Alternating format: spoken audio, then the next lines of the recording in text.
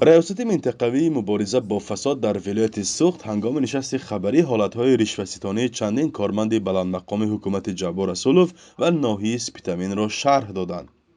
масъулони ин ниҳод мегӯянд, ҳарчанд ин амалиёт аз ҷониби масъулони бахши марказии оҷонси зидди фасод дар Душанбе сурат гирифтааст, вале онҳо дар ҷараён буданд.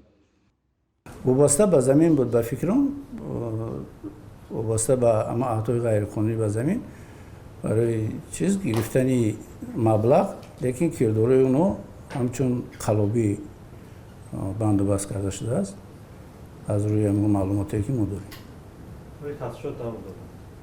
ба фикри ман ҳозир тафтишот ноҳияи Спитамин Ҷабор Расулов ба фикрам тафтиши пешакии парвандаи ҷиноятӣ ба идмом расид. ноҳияи Спитамин ба фикрам тафтиш идома дорад. ин ҳолатҳо чанд моҳ пеш ошкор шудааст ва дар шабакаҳои иҷтимоиву бархи расонаҳо бо такя ба манобеашон расонаӣ гардида буд. вале раисони ҳукуматҳои маҳаллии ин ноҳияҳо аз тавзеҳи ин қазия худдорӣ карданд.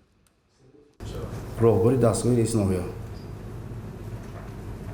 вале гумонбар рафтост, лекин ҳозир суд қарор шуда муромад аст ки ҷиноят содир кард ё не.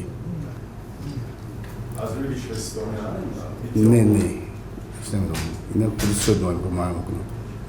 ман масъул шумо ҷавоби мусбит дода наметавонам, барои он ки аз тарафи худи агенти